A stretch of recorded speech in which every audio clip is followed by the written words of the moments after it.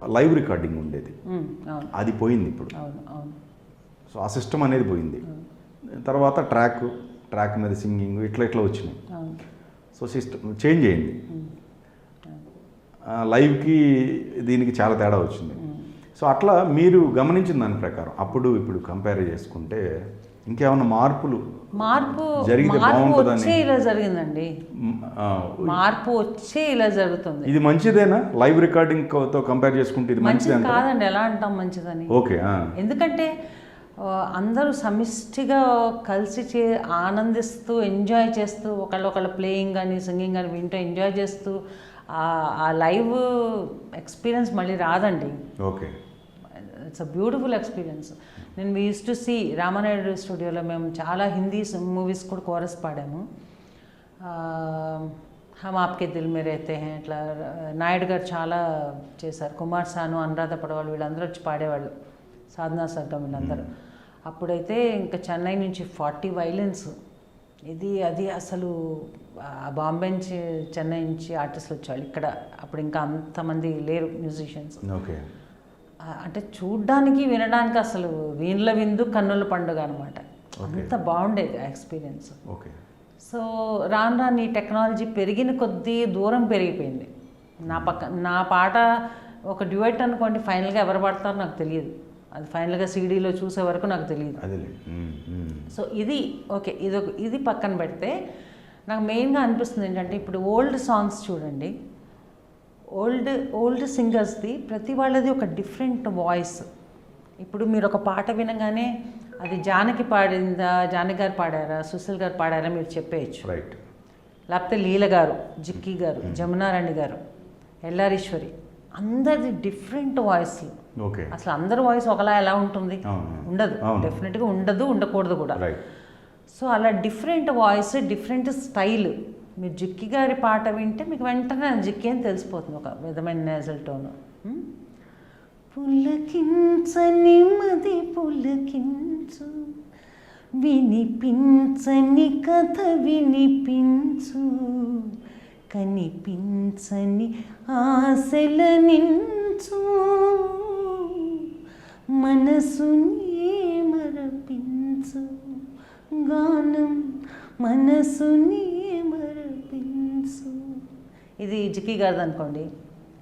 గుడి వెనకన్నా స్వామి గుర్రమెక్కి కోకున్నాడు, వాడి సొక్కు చూసి గుండెల్లో గుబులాయనే, ఒళ్ళంతా ఏడెక్కేనే, అయ్యయ్యో ఒళ్ళంతా ఏడెక్కేనే. ఇది ఎల్లారీశ్వరి.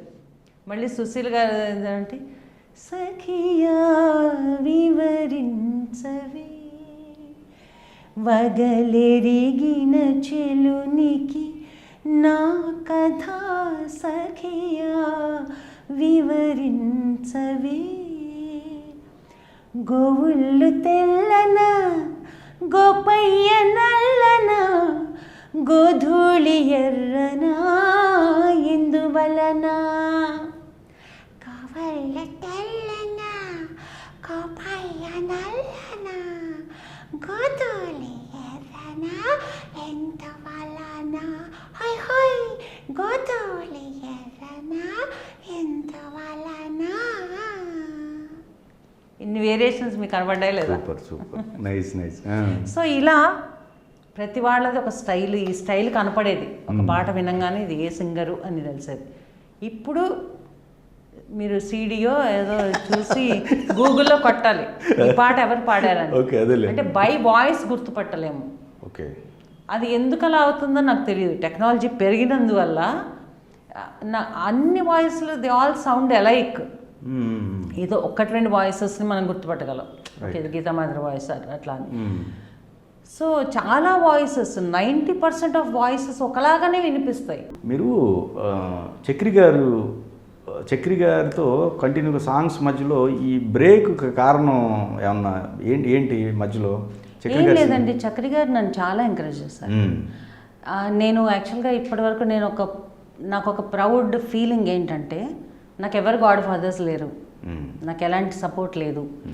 బట్ స్టిల్ ఇంతవరకు కూడా వచ్చానంటే లైక్ నేను సెల్ఫ్గా నా సెల్ఫ్ మేడ్ పర్సన్ అని నాకు ఒక ప్రౌడ్ ఫీలింగ్ ఉంటుంది అనమాట డెఫినెట్గా.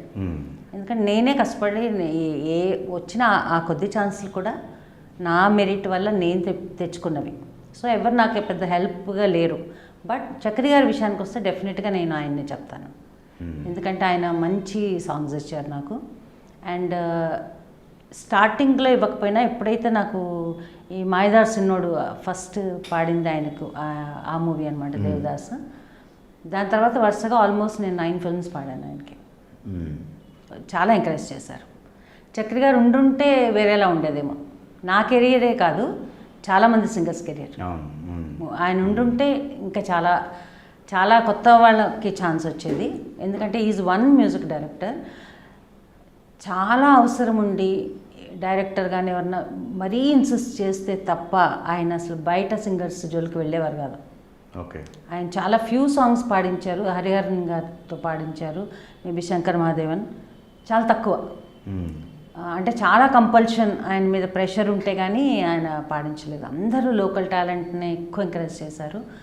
ఆయన జర్నీలో ఆయనతో పాటు ఉన్న వాళ్ళు, ప్లస్ ఆయన స్ట్రగ్లింగ్ డేస్లో ఆయన సపోర్ట్ చేసిన వాళ్ళు, ఇలా అందరినీ గుర్తుపెట్టుకుని ఆయన ఛాన్స్ ఇచ్చారు. ఆ విధంగా ఆయన చాలామంది కెరియర్ ఇచ్చారు ఆయన.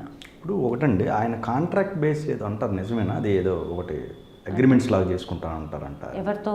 అంటే మామూలు ఈ సినిమాకి సంబంధించి ఒకవేళ అయిపోయిన తర్వాత బడ్జెట్లో ఇంత మీకు ప్రాఫిట్ వస్తే ఇస్తాను, సింగర్స్తోనా? అట్లాంటిది ఏమన్నా లేదా? మీ వరకు రాలే అయితే? నా వరకు రాలేదు. ఓకే. అంటే ఎవరైనా సింగర్స్కి ఎందుకు ఇస్తారండి? అంటే సింగర్స్ పాడిన దానికి రెమ్యునరేషన్ అది ఒక్కటే మనం ఎక్స్పెక్ట్ చేసేది, అంతకంటే ఎక్స్పెక్ట్ కూడా చేయం కదా. ఆ డబ్బులు ఇచ్చే దాంట్లో కూడా అమౌంట్స్కి సంబంధించి సినిమా అయిపోయిన తర్వాత కొంతమందికి ఏదో అగ్రిమెంట్ లాగా చేసుకొని తర్వాత ఇస్తాం సినిమా రిజల్ట్ని బట్టి అనేది కూడా ఏదో లేదు మీకు? నా వరకు అయితే రాలేదు. అంటే సింగర్కి ఇచ్చే రెమ్యునరేషన్ పెద్ద లెక్క కాదండి. ఉండే కదా, 1 lakh కూడా ఉన్నాయి కదా, 1 lakh నుంచి ఉన్నాయి కదా ఆల్మోస్ట్. ఇప్పుడు అది కూడా కొంతమంది డిమాండ్ చేస్తేనే, అలాంటి పేమెంట్స్ లేవు ఇప్పుడు. ఓకే. ఇంకోటి ఏంటంటే మూవీ విషయానికి వస్తే అందరికీ ఒక చిన్న స్వార్థం ఉంటుంది.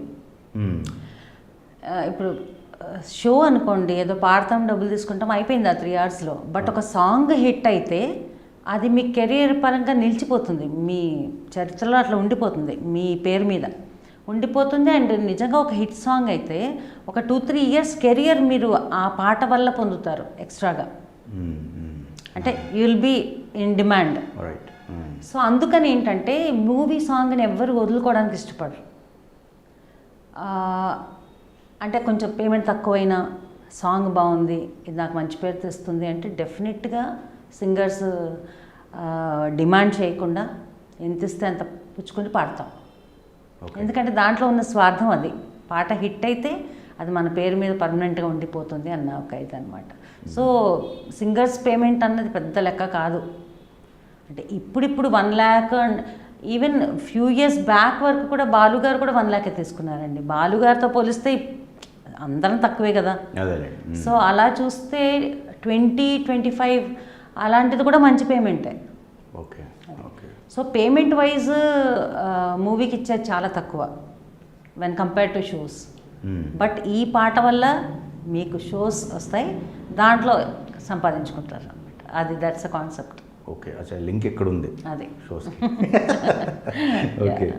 సింగర్ సునీత గారికి మీకు మధ్య బాగానే ఉన్నాయా? యా బాగానే మాట్లాడుకుంటారు? ఎదురెదురు పడితే మాట్లాడుకుంటామండి. మీరు లేనివేమన్నా ఇప్పుడు ట్రై. నా కజిన్ కూడా దూర బంధువు అలాగే. అండ్ ఆల్మోస్ట్ నేను ఇంకా ఎర్లీగా వచ్చాను అనుకోండి, కానీ ఒకటే టైంలో అంటే కొంచెం యాక్టివ్గా పాడుతున్న. ఇక్కడ రికార్డింగ్స్ స్టార్ట్ అయ్యి రామానాయుడు స్టూడియోలో ఫస్ట్ రికార్డింగ్ స్టార్ట్ అయ్యి అప్పుడు మేము కోరస్ పాడేవాళ్ళం. నేను సునీత అందరూ కోరస్ పాడేవాళ్ళం అనమాట చాలా మూవీస్. సో అప్పటి నుంచి పరిచయం ఎప్పటి నుంచో. మీ పాచిక ఎక్కడ పారదు, మీ పాచిక ఎక్కడ పారదు. మీ గ్రూప్ అందరూ కలిస్తే మాట్లాడుకునేది. అలా చాలా మంది నుంచి మాట్లాడుకుంటామండి, అన్ని చెప్తావా ఏంటి మీకు? ఓకే. అంటే అది మానవ నైజం అండి, ఓకే. అవునా కదా? మన ఇద్దరు ఇక్కడ మాట్లాడుకుంటున్నాం, పోటాపోటీగా అంటే ఇద్దరు ఏం లేదు, కెరీర్ పరంగానే తప్ప వేరేది ఇంకేం కాదు, వేరే ఇష్యూస్ ఏం కాదు. ఏం లేదు, ఏదో సరదాగా ఒకరినొకరు లిమిటేట్ చేసుకుంటారు, ఏదో అంటుంటారు. ఎవరిని ఏమన్నా అంటే నేను వింటాను, నేను అన్నాను అనిపిస్తారు. పోనీ మీరు చీచి లేదండి, ఇంత అమాయకమైన ఫేస్ ఎన్ని అంటున్నా చూడండి, ఎన్ని అభాండాలు వేస్తున్నారు.